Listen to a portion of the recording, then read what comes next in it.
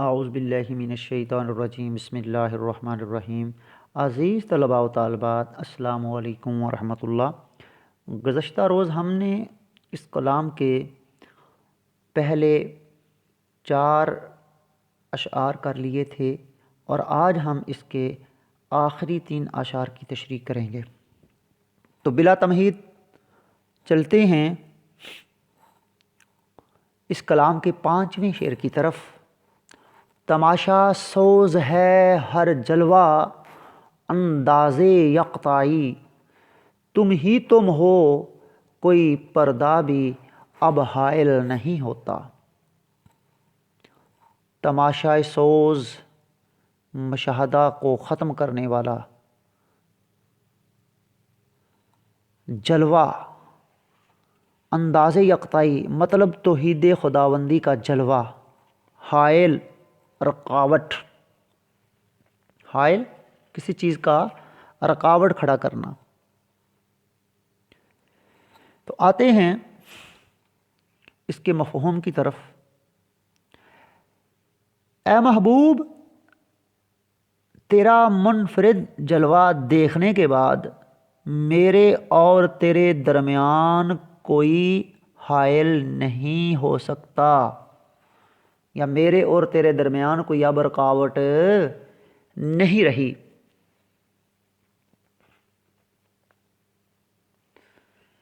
زیر تشریح شعر میں شاعر نے تصوف کے رنگ کے ساتھ بڑا ہی خوبصورت نقشہ کھینچا ہے کہ جب دل میں انسان اللہ تبارک و تعالیٰ کی محبت کی شمع کو روشن کرتا ہے تو پھر ہر طرف اس کے جلوے نظر آتے ہیں۔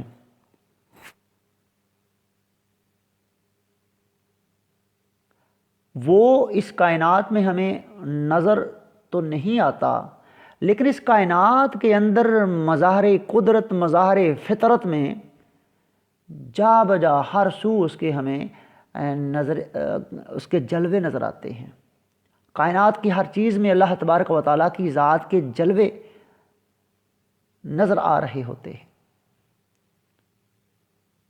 اور جب انسان اپنے دل میں اللہ تبارک و تعالیٰ کی محبت بسا لیتا ہے، اس کے عشق سے اپنے قلب کو منور کر لیتا ہے، اور جب اس کائنات کا مشاہدہ کرتا ہے تو پھر اسے ہر چیز میں اللہ تبارک و تعالیٰ کی ذات اور اس کی جھلک نظر آئے گی کہ جگ میں آ کر ادھر ادھر دیکھا، تو ہی آیا نظر جدھر دیکھا۔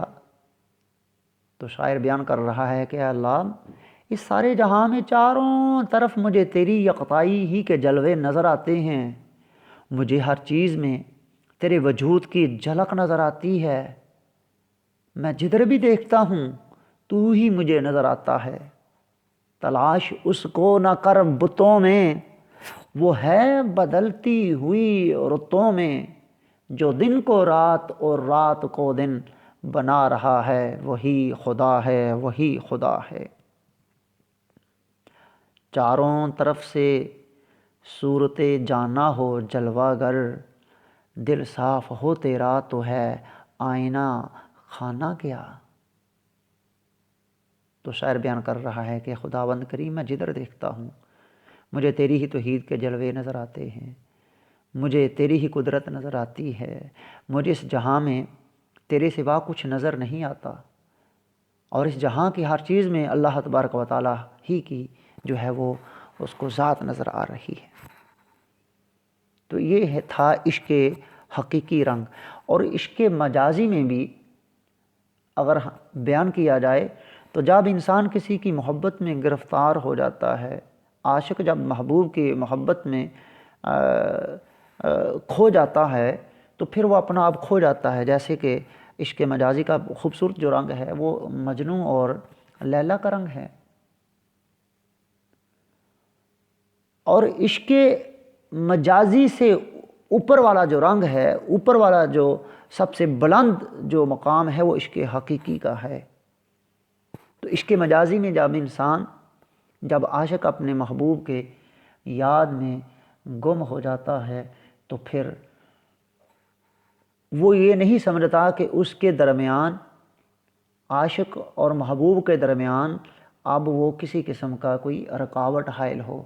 وہ پسند ہی نہیں کرتا کہ میرے اور محبوب کے درمیان کسی قسم کی کوئی رکاوٹ ہو، کہ تم میرے پاس ہوتے ہو گویا جب کوئی دوسرا نہیں ہوتا، تم ہمارے کسی طرح نہ ہوئے ورنہ دنیا میں کیا نہیں ہوتا، اور اچھا خاصا بیٹھے بیٹھے گم ہو جاتا ہوں، اب میں اکثر میں نہیں رہتا تم ہو جاتا ہوں۔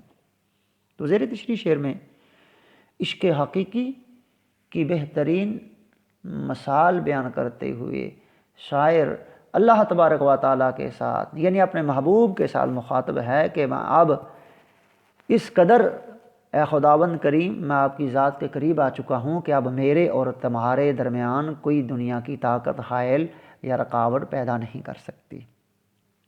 تو آتے ہیں اس کلام کے چھٹے شعر کی طرف۔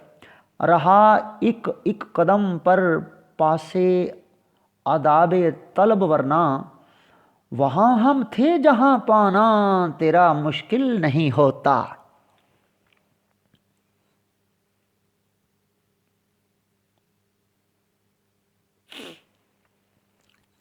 رہا ایک ایک قدم پر پاسے آداب طلب ورنہ، وہاں ہم تھے جہاں پانا تیرا مشکل نہیں ہوتا۔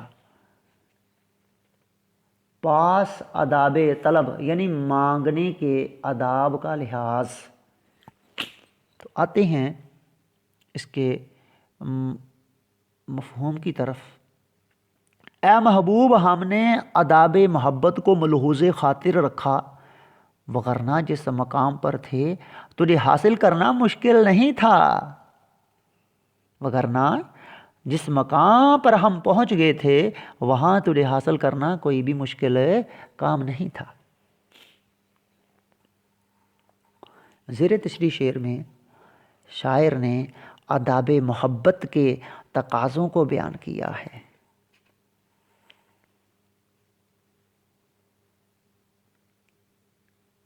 اور شعر میں تابش دہلوی نے ایک عاشق صادق کے آداب طلب کو خراج تحسین پیش کیا ہے اور کہا ہے کہ اگرچہ عاشق عشق کی دولت سے مالا مال ہوتا ہے، وہ اس کے بل بوتے پر اپنے معشوق کو حاصل بھی کر سکتا ہے، لیکن وہ سمجھتا ہے کہ یہ امر آداب محبت کے خلاف ہے۔ اصل میں ادب ہی محبت کی اولین سیڑھی ہے جو کسی اہل عشق کو منزل مراد تک لے جاتی ہے۔ جیسا کہ اقبال کا خیال ہے، خاموش اے دل بری محفل میں چلانا نہیں، ادب پہلا قرینہ ہے محبت کے قرینوں میں۔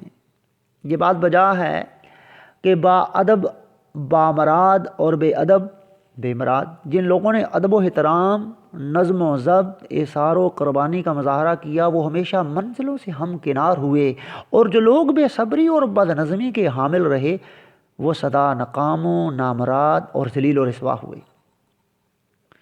ایک سچے عاشق کا فرض ہے کہ ذرا بھی بےتابی کا مظاہرہ نہ کرے، اس طرح کی وہ تخریب کاری نہ کرے جس کی وجہ سے اس کا محبوب رسوا ہو جائے، ذلیل و رسوا ہو جائے۔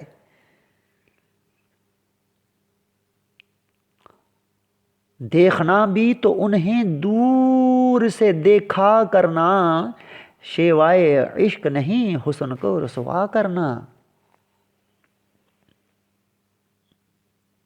تو دوسرے مشرے میں شاعر اپنے محبوب سے مخاطب ہے کہ ہمیں قدم قدم پر آداب طلب و عشق کا خیال رہا، اے محبوب ہم نے ہر موقع پر صبر و حوصلے کے ساتھ وقار عشق کا خیال رکھا، وگرنہ ہم عشق کے جس اونچے اور بلند مقام پر فائز تھے وہاں تجھے حاصل کرنا کوئی مشکل کام نہیں تھا۔ اے محبوب ہم تیرے ہجر و فراق میں جلتے رہے، ہم نے تنہائی کا دکھ سہا، اور ہم عشق میں اس بلند مقام پر بھی پہنچ گئے تھے جہاں تیرا وصال حاصل کرنا کوئی مشکل کام نہیں تھا، کوئی دشوار کام نہیں تھا۔ مگر اے محبوب ہم نے ہر قدم پر آداب طلب کا پاس رکھا، خود ہجر و فراق کی آگ میں تو جل گئے، مگر تیرے وقار پر، تیری عزت پر ہم نے کسی قسم کا حرف نہیں آنے دیا۔ تو چلتے ہیں اس کلام کے آخری شعر کی طرف۔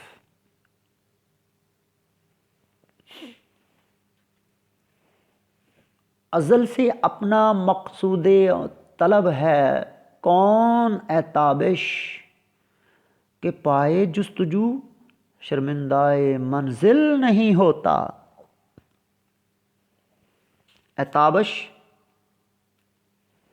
اس کے معنی ازل ابتدا سے، یعنی کائنات کی ابتدا کا دن جو ہے، مقصود طلب، طلب کا حاصل، جستجو تلاش۔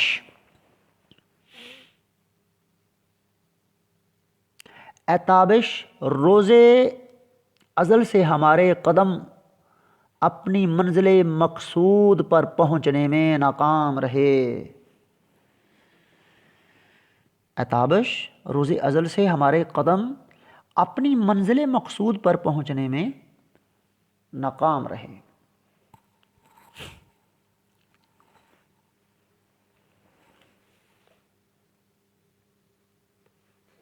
تو شاعر بیان کر رہا ہے کہ ہم جس ہستی کی تلاش میں روز ازل سے سرگرداں ہیں، وہ ابھی تک ہمیں نہیں ملی۔ گویا ہم مسلسل چلنے کے باوجود منزل مقصود سے ہم کنار نہیں ہوئے۔ اصل میں شاعر اللہ تبارک و تعالیٰ کی جستجو میں ہے، اور وہ مسلسل سفر میں ہے، اللہ کی تلاش میں ہے، لیکن باوجود اس کے وہ خداوند کریم کا قرب حاصل کرنے میں کامیاب نہ ہو سکا۔ اور شاعر بیان کر رہا ہے کہ جب سے کائنات بنی ہے، آدمی اس کے خالق اور دنیا بھر کے رازق خدائے بزرگ و برتر کی کھوج میں ہیں، لیکن آج تک کوئی اس کا پتہ نہیں ڈھونڈ سکا۔ اور شاعر بھی اسی لگن میں ہے، اسی شوق میں ہے، اسی جذبے میں ہے، اور وہ بیان کر رہا ہے کہ میں روز اول سے اپنے حقیقی محبوب کی تلاش میں ہوں، میں اس آرزو میں مسلسل محو سفر میں ہوں، لیکن میری یہ آرزو، میری یہ خواہش آج تک پوری نہ ہو سکی۔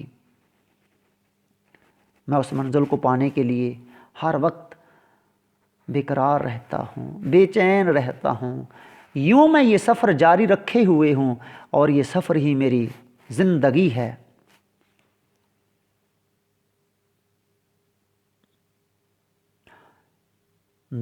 دستے جنون نے پھاڑ کے پھینکا ادھر ادھر، دامن ابد میں ہے تو گریباں ازل میں ہے۔ ازل سے تاب ابد ایک ہی کہانی ہے، اس سے ہم کو نئی داستاں بنانی ہے۔ اگرچہ دنیا ڈھونڈ رہی ہے، رب کی کس کو کھوج ملی ہے۔ تو شاعر یہ باور کروانا چاہ رہا ہے کہ راہ عشق کی منزل ملنا ناممکن ہے۔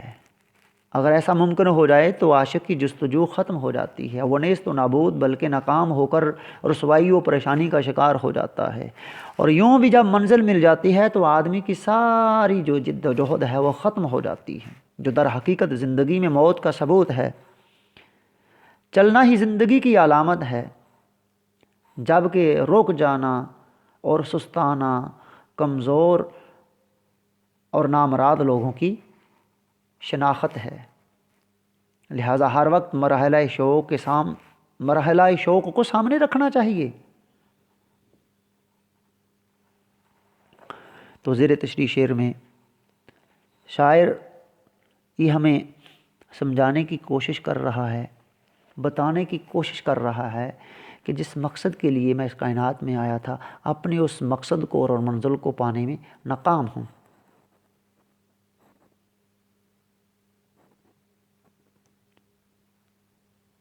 اور اول روز سے ہی میں اپنے حقیقی محبوب کی آرزو میں سرگرداں ہوں، ہر وقت میں اپنی منزل کی طرف رواں دواں ہوں، اور اس طلب میں میرے پاؤں شرمندہ منزل نہیں ہوتے، اور مجھے یہاں ایک پل بھی سکون نہیں ہے۔ ہر وقت مجھے محبوب کی یاد تڑپائے رکھتی ہے، بے قرار رکھتی ہے۔ شب و روز اپنے مقصود طلب کی جستجو میں گم رہتا ہوں، اور یہ سفر روز اول سے جاری و ساری ہے، اور یہی سفر میری زندگی ہے۔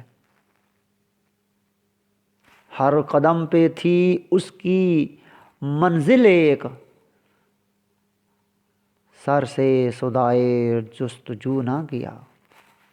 تو زیر تشریح شعر میں شاعر درس عمل دے رہے ہیں کہ اگر تم چاہتے ہو کہ اپنی منزل کو حاصل کرو، خواہ منزل کتنی ہی دور کیوں نہ ہو، اس منزل کے لیے مسلسل آپ کو سفر کرنا ہوگا۔ اس منزل کو حاصل کرنے کے لیے آپ کو محنت کرنا ہوگی، سفر کرنا ہوگا۔ تو شاعر ہمیں درس عمل دے رہے ہیں کہ جو ہاتھ پہ ہاتھ دھرے بیٹھے رہیں گے وہ کبھی بھی اپنی منزل مقصود کو حاصل کرنے میں کامیاب و کامران نہیں ہوں گے۔ اگر چاہتے ہو کہ تم اپنی منزل کو حاصل کرو تو پھر چلتے رہو، چلتے رہو، چلتے رہو۔ اگرچہ دنیا ڈھونڈ رہی ہے، رب کی کس کو کھوج ملی ہے۔ تو پیارے بچوں، آج کا ہمارا یہ کلام مکمل ہوا، اور حصہ غزل میں سے ہم نے تمام جو کلام تھے، سارے کے سارے جو کلام تھے، ان کی ہم تشریح کر چکے ہیں۔ حصہ نظم بھی ہم مکمل کر چکے ہیں، اور حصہ غزل بھی۔ تو آئندہ روز حصہ نثر یا پیپر بی میں سے لیکچر لے کے آپ کی خدمت میں حاضر ہوں گے۔ تب تک کے لیے مجھے اجازت دیں۔ اپنا بہت سارا خیال رکھیے گا۔ اللہ حافظ۔